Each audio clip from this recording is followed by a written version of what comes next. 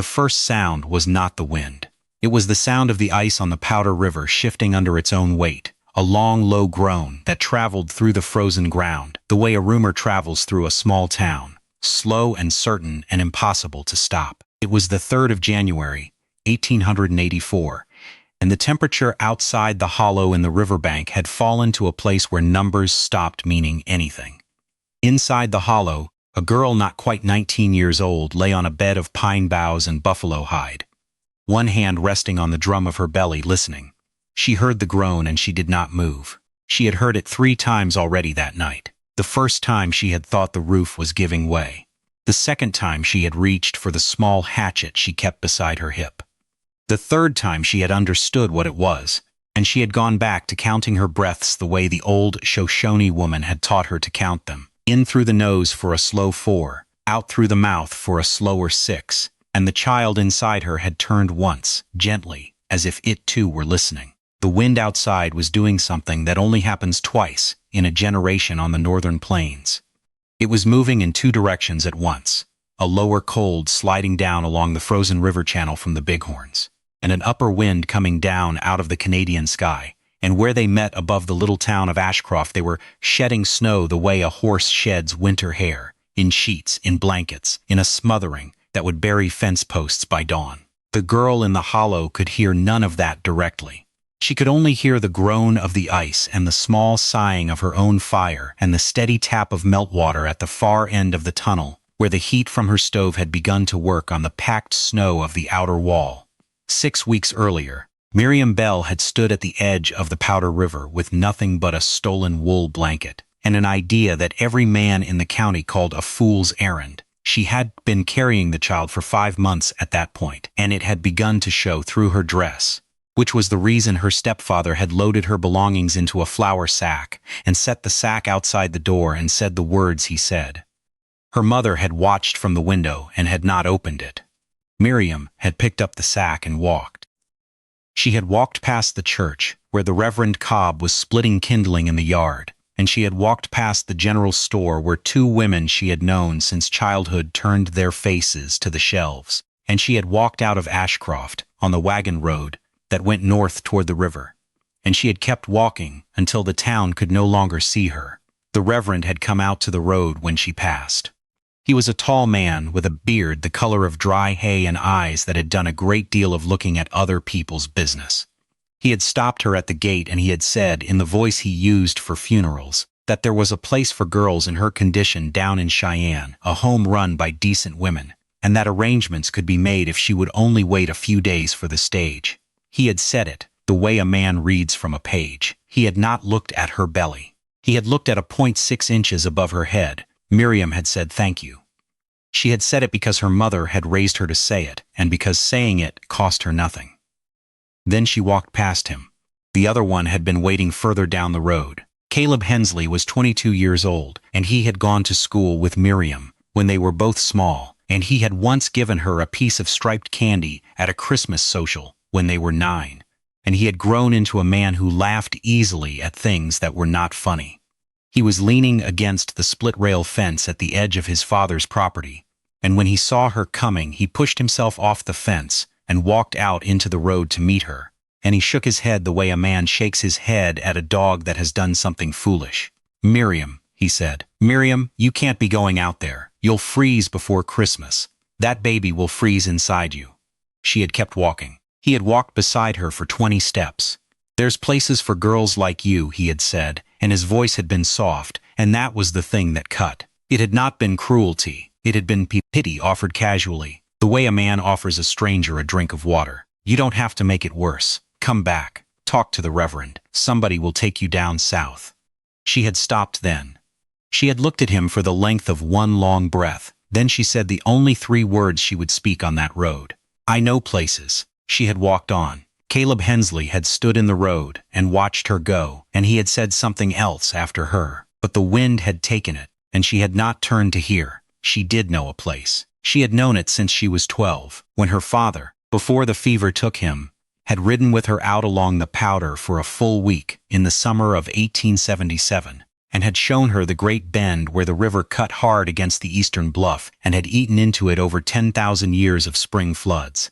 He had shown her how the bank there was not simply dirt but a layered thing, sand and clay and old river gravel, and he had told her that the trappers, in the years before the towns, had used the deep cuts in such banks the way a badger uses a hillside. He had said it as a thing to know, not as a thing to use. He had died the next winter, and she had kept the knowledge anyway. She reached the bend the second night. She slept the first night in a stand of cottonwoods with the blanket wrapped twice wide around her and one hand on her belly the whole time, and she did not sleep well, but she slept. The second day she walked slower. The child was small enough that the walking did not hurt her yet, but her legs remembered the walking and told her about it. She reached the bend an hour before sundown. She stood on the ice of the river, which was already thick enough by mid-November to hold a wagon, and she looked up at the cut in the bank, and she saw that it was the same as she remembered. The bank rose 15 feet above the ice at the deepest part of the cut. The river had eaten a shallow overhang there, 3 feet deep and 8 feet wide, so that the earth above hung out over the ice like the brow over an eye.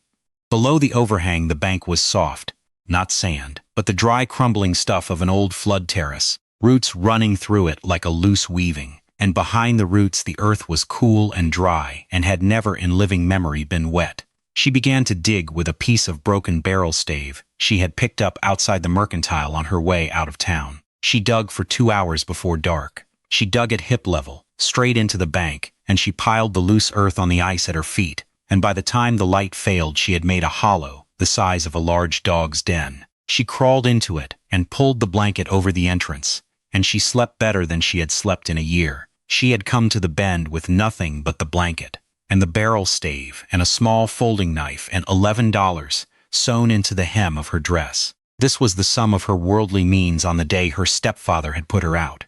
She had needed, by her own reckoning, to turn these things into a shelter that would hold a woman and an infant through a Wyoming winter. She had 6 weeks, more or less, before the deep cold set in. She began the work the next morning at first light. The first thing she did was walk the 2 miles to the Shoshone camp at Willow Creek. There was an old woman there whom Miriam's father had once helped, years before, when the woman's grandson had broken a leg out on the flats, and Miriam's father had ridden the boy back to the camp on his own saddle. The old woman remembered. She remembered everything. Her name in English was Sarah Two Bows, and she was somewhere past 70 and somewhere before 90, and no one, including herself, knew exactly where. Miriam sat with her for a full afternoon in the smoke of a small fire, and she told the old woman what had happened, and she told the old woman what she meant to do, and the old woman listened without interrupting even once.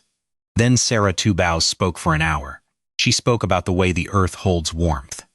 She said that a hole in the ground was not cold in winter, but warm, warmer than any cabin a white man built above the ground, because the earth remembered the summer for a long time, and because it did not let the cold pass through the way wood let it pass through.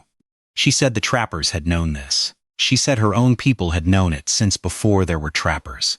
She said a shelter dug into a south-facing bank, with the mouth turned east so the morning sun could reach it, and the west wind could not, would hold a person through a winter as long as the person was patient, and the fire was small. She spoke about dead air. She used a different word for it, a word Miriam could not later remember, but she said that a wall was warm not because the wall was thick, but because the wall trapped a layer of still air between the outside and the inside, and that this still air, if it did not move, was as warm as a wool blanket. She said a person building such a shelter should make 2 walls with a gap between them, and the gap should be filled with something dry and light, so light that the air inside it could not travel. She said grass. She said dry moss. She said, and here she looked at Miriam for a long moment, the down feathers of a goose or a duck, if a person had them, but that grass was enough. She spoke about the mouth of the shelter. She said the mouth must be small, no larger than a person crouching. She said the mouth must have a bend in it, an angle, so that the wind could not run straight in but must turn a corner, and wind that must turn a corner loses its teeth. She said a straight tunnel was a fool's tunnel.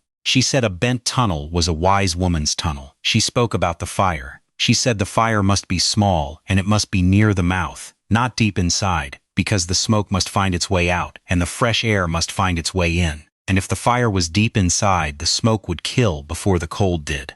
She said the fire must be built on a stone, and the stone must be raised above the floor, because the floor must stay dry. And a fire on the ground would melt the earth, and the shelter would weep, and a shelter that wept would rot. She said other things. She said them slowly, and Miriam listened slowly. When the sun began to fall, Sarah Two Bows gave Miriam 3 things. She gave her a folded piece of oiled hide, large enough to make a door. She gave her a small iron pot with a lid, of the kind traders had brought in the years after the war. And she gave her a handful of dried yarrow leaves and a twist of cloth, and she said, when the child came, to make a tea of these, and to drink it slowly, and not to be afraid. Miriam walked back to the bend in the dark. The moon was 3/4 full, and the river ice was the color of old pewter, and her breath went ahead of her like a small pale animal leading the way. She began the real work the next morning. She began, as Sarah Two Bows had told her, with the small, strange details. She began with the angle of the mouth. She dug the entrance not straight but on a shallow curve, so that a person coming in from the ice would first go forward for 4 feet, then bend to the left, then go forward again for 6 feet,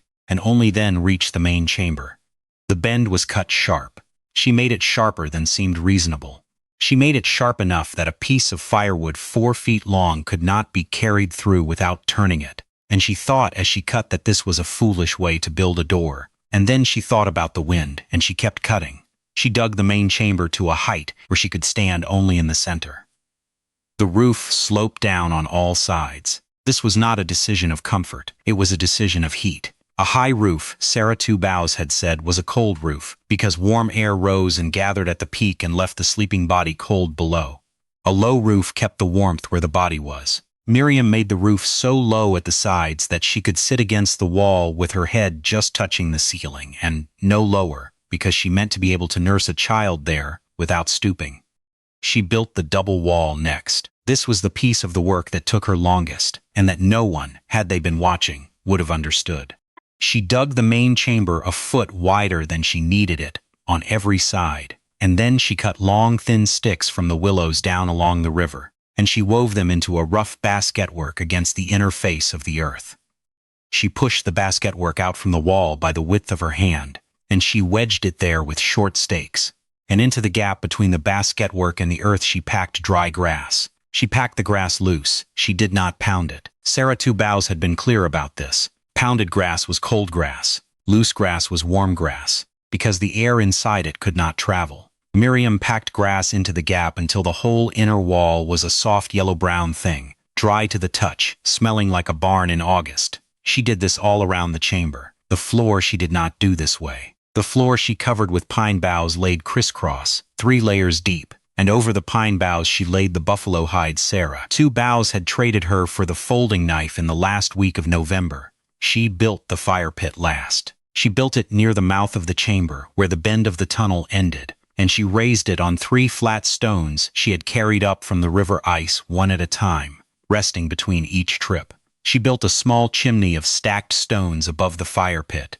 and she chinked the stones with wet clay from the riverbank, and she left an opening above where the smoke could rise and follow a channel she had cut upward through the roof, a channel no wider than her forearm, angled to the east so that the west wind would draw the smoke out rather than push it back down. She tested the fire the first time on the 8th of December.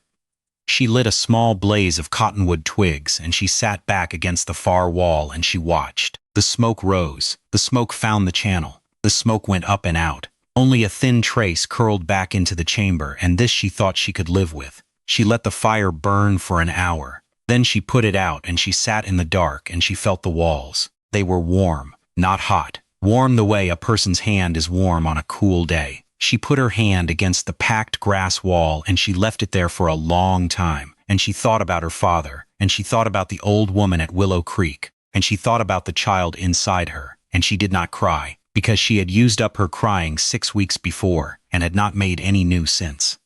3 days after that, the wagon came up the river ice from Ashcroft. She heard the horses first. It was midday, and she was outside cutting more willow for the woodpile, and the sound of the shod hooves on the ice carried a mile in the still cold air. She stood up. She listened. She recognized the pace of the team, which meant she recognized the driver, because a man drives horses the way he walks. and Caleb Hensley drove them fast and loose. She thought about hiding.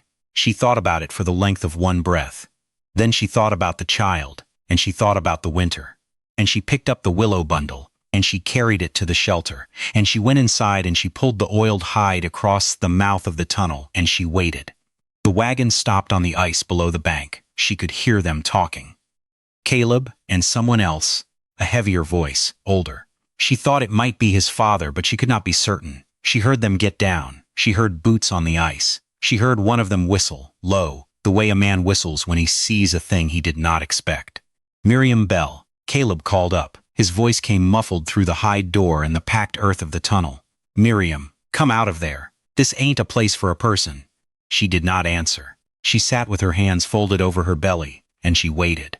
Reverend sent us, Caleb called. He heard me talking, said you were out on the river somewhere. Said we ought to come get you before the weather turns. She thought about the Reverend, 6 weeks late in his concern, and she thought about the way concern arrives when a story has begun to embarrass the people who caused it. And she thought about how much easier it would have been for the Reverend if she had frozen quietly out here, where no one would have to remember her. There's a home in Cheyenne, Caleb said. The Reverend paid the stage. All you got to do is come down and get in the wagon. She heard the older voice say something she could not make out. Then Caleb's boots came up the bank. He came to within 10 feet of the mouth of her tunnel. She could hear his breathing on the other side of the hide door. She could hear him considering.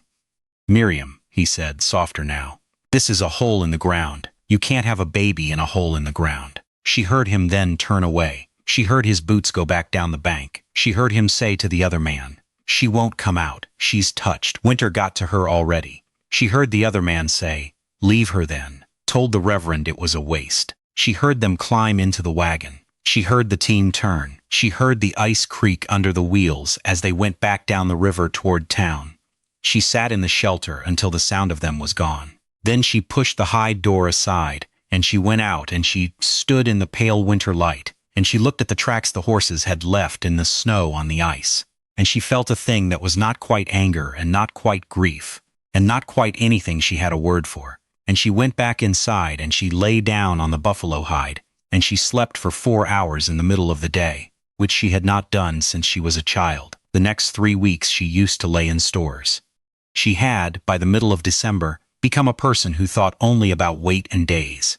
Every pound of food she brought back to the shelter was another day. Every day was another chance. She trapped snowshoe hares in wire snares she made from the barbed wire of a broken fence she found half a mile downstream. She caught 15 of them in the first 10 days, and she smoked their meat over the small fire and hung the strips from the willow ribs of the ceiling until the shelter smelled like a butcher's stall in summer. She dug into the frozen mud of a slough 2 miles away, and she pulled out cattail roots by the double armful, and she washed them and she pounded them, and she let them dry, and they made a rough flour that would keep for months. She found a stand of choke cherries the birds had missed, high up on the bluff, still holding their black shriveled fruit, and she picked 3-quart tins full, and she mixed them with the pounded meat and rendered fat from the hares, and made a hard cake of pemmican that would keep. Sarah Two Bows had told her, for a full year without spoiling. She thought, sometimes in these weeks, about her mother. She thought about her mother's hands, which had taught her to knead bread and to darn a sock. She thought about her mother standing at the window. She let herself think about that only once. Then she put it away. The child moved often now. She had begun to talk to it in the evenings, in the small orange light of the fire, in a voice she did not use for anything else. She told it about the willow and the grass and the buffalo hide. She told it about the angle of the tunnel and why the tunnel bent. She told it, without knowing quite why, about her father and the summer of 1877, and the day he had shown her the great bend in the Powder River, and the way he had said, remember this place, girl. A body could live here if she had to. On the 30th of December, she heard the ice on the river begin to talk. It was a new sound. It was not the shift of a plate settling against the bank, which she had heard many times. It was a long, slow moaning that seemed to travel underneath everything, the way a rumor travels through a small town, slow and certain and impossible to stop. She stopped what she was doing when she heard it. She was outside, splitting a piece of driftwood with the small hatchet, and she stood up and she listened. and the sound went on for the count of 30, and then it stopped, and then it began again a mile away. She did not know yet whether the ice was pressing against the bank, which would strengthen her shelter, or pulling away from it, which would collapse the whole overhang and bury her under 15 feet of frozen earth. She stood in the cold with the hatchet in her hand, and she listened for a long time, and the sound came and went, and she could not tell. She went inside. She banked the fire. She lay down on the buffalo hide with one hand on her belly and one hand on the packed grass wall, and she felt movement in both. The child moved. The wall did not. She fell asleep like that, listening to the ice. The storm came on the 2nd of January in the late afternoon. She had known it was coming for a day and a half. The birds had told her first. The chickadees that usually worked the willows along the bank had gone silent by noon of New Year's Day, and by the evening the sky in the northwest had taken on the color of old iron, and the wind had begun to smell the way wind smells when it has come off a great distance of ice. She spent that last afternoon bringing in wood. She brought in more than she thought she needed. She brought in until she could barely close the hide door against the stack, and then she brought in one more armload, because Sarah Two Bows had said, in one of the last things she had said, that a woman preparing for a hard winter should always bring in one more armload than she thought she needed, because the storm would always be longer than she thought it would be. The first snow began at 3 in the afternoon. It came in fine and sharp, like sand, driven sideways along the river. By 4 the wind had risen to a howl that Miriam could hear even through the packed earth and the double wall and the bend in the tunnel.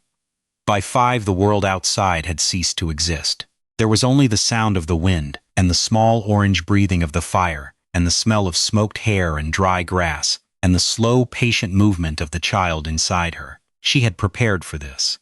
She had known this was coming. What she had not prepared for was the cramp that came at 8 o'clock that night, low and deep and impossible to mistake for anything else. The child was not due for another 5 weeks. She sat very still on the buffalo hide. She waited for the cramp to pass.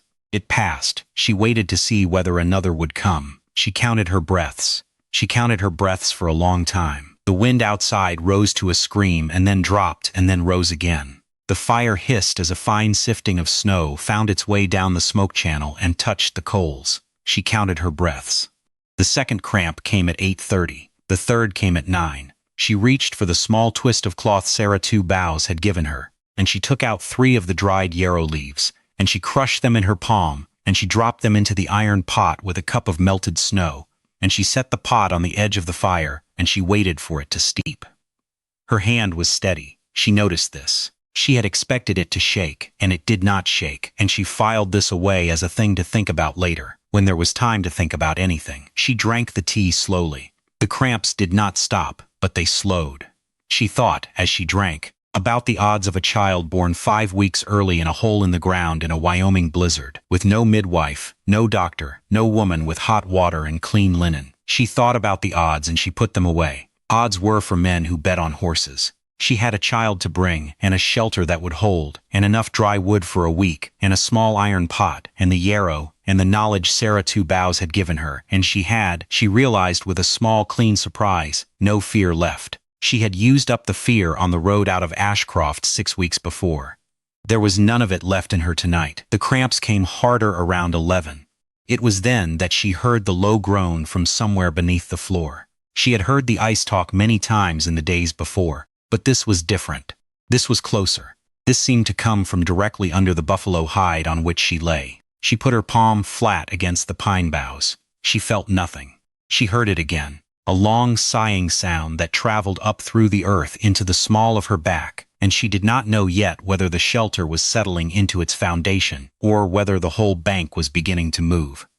She could not go outside to see. Even if she could have, the world outside was blind and screaming. She lay very still. She listened. The sound came a third time and then did not come again. The cramps came harder. She stopped thinking about the ice. The child was born at 20 minutes past 2 in the morning. Miriam did the work herself. She had watched a birth once, when she was 14, at her aunt's cabin in the Nebraska Panhandle, and she had remembered more of it than she had thought she remembered. She had laid out the clean cotton strips she had cut from her own last good petticoat. She had heated water in the iron pot. She had a small knife, boiled clean, wrapped in a piece of oiled paper. She had more than any of these things, a shelter that was warm enough for a naked child. This was the thing she had built for. This was the thing that mattered. The temperature inside her chamber, at the moment the child came, was somewhere near 60 degrees. In a world where the temperature 10 feet outside her door had fallen past 35 below, the child was a girl. She was small, but she was whole, and she cried the way a healthy baby cries, thin and outraged and alive. Miriam wrapped her in a piece of the buffalo hide she had cut for exactly this purpose, and she held her against her own bare skin, and she pulled the wool blanket over them both, and the girl found what she needed and began, without instruction, to nurse. Miriam wept then. It was the first crying she had done since her stepfather had put the flour sack outside the door. She wept without sound. She wept for perhaps 2 minutes. Then she stopped and she wiped her face on the corner of the blanket, and she looked down at the small dark head at her breast, and she said, aloud, in the quiet of the shelter, the second thing anyone would hear her say in 7 weeks. "Sarah," she said. It was not a decision, it was a recognition. The name had been waiting there in her mouth for a long time. The storm went on for 3 more days. Outside in Ashcroft, 12 miles to the south, the storm did what storms of that kind do. The Reverend Cobb's parsonage lost its northern chimney at some point during the second night, and the collapse of the chimney tore a hole in the roof, and the Reverend and his wife spent 48 hours in the root cellar with 2 quilts and a lantern, and the wife came out with frost in 3 of her toes. Caleb Hensley's father lost 11 head of cattle in a fence corner, where the drift went 12 feet deep. The general store's front window blew in on the second morning, and the storekeeper's boy, who had been sleeping in a cot behind the counter, took a piece of glass across his cheek that would leave a white scar he would carry to his grave. 9 people died in the county in those 3 days. 2 of them were children. None of this Miriam knew, in her shelter under the bank. She knew only that her fire held, and her walls held, and her food was enough, and the child slept and woke and nursed and slept again.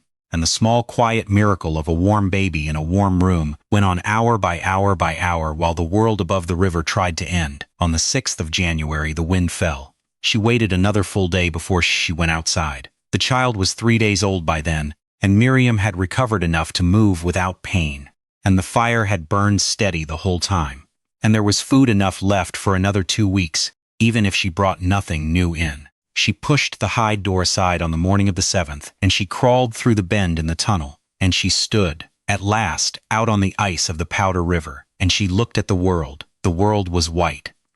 It was white in a way she had never seen. The bank above her shelter had drifted over to a depth of 6 feet, and the mouth of her tunnel was no longer visible from more than 10 paces away. The willows along the river were bent double under the weight of the snow, and the whole valley had the appearance of a place that had never been touched by any living thing. She stood in the light for a long time. Her breath went up in a straight column, because there was no wind, not even a breath. She could hear, faintly, from a great distance to the south, a single dog barking. She could hear nothing else. She went back inside and she nursed the child, and she waited. They came 4 days later. She heard the wagon on the river ice long before she saw it, the same way she had heard Caleb's wagon in early December. This time there were 3 horses. She recognized none of the sounds. She sat inside the shelter with the child at her breast, and she listened as the wagon stopped on the ice below the bank. And she listened as boots stepped down onto the frozen river, and she listened as a voice she did not know called up. "Anybody up there?" She did not answer. The voice called again. It was a young man's voice, but not Caleb's. It sounded exhausted. It sounded like a voice that had been calling into places all morning and had stopped expecting answers. "Anybody up there? My name's Whitcomb, deputy out of Buffalo. We're checking the river places." She heard him climb the bank. She heard him stop when he saw the mouth of the tunnel, which he must have found by following the thin gray thread of smoke rising from her chimney vent. She heard him call out once more, closer this time. "Ma'am, anybody?" She rose. She wrapped the child close against her chest. She walked, bent through the bend in the tunnel, and she pushed the hide door aside, and she stepped out into the winter light with the baby in her arms. The deputy was a young man of perhaps 25, with a red face and a heavy mustache and a coat that had been recently mended by someone who cared about him. He stared at her. He stared at the baby. He looked at the tunnel behind her. He looked back at her. "Ma'am," he said. It was the only word he seemed able to find. Behind him, on the ice, 2 other men had climbed down from the wagon and were coming up the bank. One of them she recognized. It was Caleb Hensley. He was walking slowly, like a man walking towards something he did not want to see. The other man was older, gray-bearded, with the face of a country doctor who had spent the last week burying children. Caleb reached the top of the bank. He stopped. He looked at Miriam. He looked at the baby. He looked at the tunnel. He looked at the smoke rising from the small chimney vent she had cut through the earth. He opened his mouth. He closed it. He opened it again, and no sound came out. The doctor came up past him and set down his bag and knelt in the snow and reached out with both hands, and Miriam let him take the child. He examined the baby the way a doctor examines any baby. He counted the fingers. He listened to the chest. He looked into the mouth. He handed the child back. "How old?" he said. 9 days, Miriam said. The doctor nodded once. He looked past her at the tunnel. He walked to it. He bent down and looked in. He was quiet for a long moment. Then he backed out and he stood up and he brushed the snow off his knees, and he looked at Miriam Bell in a way no man had looked at her in her whole life. "May I come inside?" he said. She stepped aside. He went in. Caleb followed him. The deputy followed Caleb. Miriam went in last, with the baby, and she pulled the hide door shut behind them, and the 4 of them, plus the child, stood together in the warm orange light of her small fire, and no one said anything for a long time. The doctor walked the length of the chamber. He touched the packed grass wall with the flat of his hand. He held his hand there. He turned and looked at the smoke channel where the fire drew clean and quiet up through the earth. He walked to the far end and touched the buffalo hide on the floor. He knelt and put his palm flat against the pine boughs, and he stayed like that for a moment. Then he stood up and he looked at Caleb and he said, in a voice that was not loud but that filled the small chamber the way a bell fills a small church, "This is warmer than my house." Caleb did not answer. He was looking at the fire. He was looking at the stack of smoked hair hung from the willow ribs. He was looking at the pemmican cakes in their neat rows on a shelf she had cut into the earth. He was looking at the small iron pot on the fire. He was looking at everything, and he was not looking at Miriam. The deputy cleared his throat. "Ma'am," he said, there's people in town who have lost their homes. Reverend Cobb's parsonage took damage. Mrs. Hensley's got a boy with fever. We could take you back. Get you and the child somewhere proper."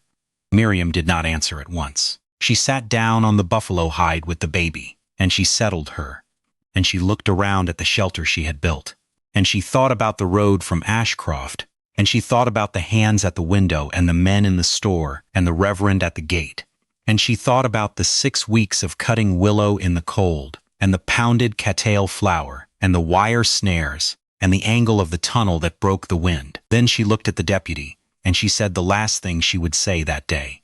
"There's room here." The doctor understood before Caleb did. He nodded slowly. He looked at the deputy. "Go back," the doctor said. "Bring the Hensley boy. Bring the reverend's wife with the toes. Bring anyone who has lost a roof. This place will hold them until the road opens." The deputy stared at him. "Doctor, this is a hole in a bank." "It is warmer," the doctor said again, "than my house." They went. Caleb went with them. He looked back once at the mouth of the tunnel before he climbed into the wagon, and Miriam saw his face, and she saw that he was not the same young man who had stood in the road 6 weeks before, and offered her pity like a cup of water. He was a man who had just seen something he did not have a place for in his understanding of the world, and he was going to have to build a new place, and the building of it was already beginning behind his eyes. They came back 2 hours later with 4 people in the wagon. They came back the next morning with 3 more. By the end of the week, Miriam Bell's hollow in the frozen riverbank held 7 people besides herself and the child, and the fire burned steady, and the smoked hair came down from the willow ribs, and the pemmican was broken and shared, and the packed grass walls held the warmth the way Sarah Two Bows had said they would hold it, and no one, in that whole week, made a joke about a hole in the ground. The Reverend Cobb came on the 9th day. He was on foot. He had walked the 12 miles from Ashcroft because his horse was lame, and he arrived at the mouth of the tunnel at dusk with his beard full of frost, and his eyes gone small and tired in his face. He stood at the entrance and he did not call out. He waited. The doctor came out to him. They spoke for a moment. Then the Reverend came inside. He stood in the warm orange light. He looked at Miriam sitting on the buffalo hide with the baby at her breast. He looked at the 7 other people arranged around the small chamber, eating hare stew from tin cups. He looked at the packed grass walls. He looked at the fire. He did not speak. He did not offer any word. He sat down on a folded blanket near the wall, and he put his face in his hands. And he stayed like that for a long time, and no one bothered him, and no one asked him to leave. The story does not end with speeches. It does not end with anyone begging Miriam Bell's pardon. It ends the way that winter ended in Wyoming, slow, with a thaw that came in the last week of March, and the road opening again in the first week of April, and the 7 people going back to their homes, one by one as their homes became habitable, and the deputy from Buffalo, riding up one last time with a paper that said the county had voted, in a full session on the 16th of March, to grant Miriam Bell a homestead of 160 acres on the Great Bend of the Powder River, including the bank in which she had made her shelter, and the field above it, and the river frontage for a quarter mile in each direction. She did not build a cabin above the shelter that spring. She built one the next year. In the meantime, she added a second chamber to the tunnel and a proper root cellar, and she took in the Shoshone woman Sarah Two Bows for the last 2 years of the old woman's life. And Sarah Two Bows died in the shelter. Miriam had built with the knowledge she had given her, and it was a good death and a warm one, and the child called Sarah was 2 years old and asleep against the old woman's side when it happened. The story of the pregnant girl in the frozen riverbank was told, in the years that followed, in different ways by different people. The Reverend Cobb told it, in his own last years, as a story about a man who had learned, too late, what pity looks like when it comes without help. Caleb Hensley told it, when he told it at all, as a story about a woman who had known something he had not known, and about the day he had learned that not knowing a thing is not the same as the thing not being true. The doctor from Buffalo told it as a story about warmth, and about how a shelter dug into the earth by a 19-year-old girl, with a barrel stave and a folding knife, had been the warmest room he had ever entered on the northern plains. Miriam Bell did not tell her. She lived on the bend of the Powder River for another 41 years. She raised her daughter there, and later 2 adopted sons, and she was known, in the country around, as the woman who would take you in if the winter caught you out. She was known for other things too. For the strange bent tunnels she taught the neighbor children to dig into hillsides, for the way she built walls with a gap between them and filled the gap with dry grass, for her insistence, in every shelter she ever built, that the mouth should turn a corner so the wind would lose its teeth.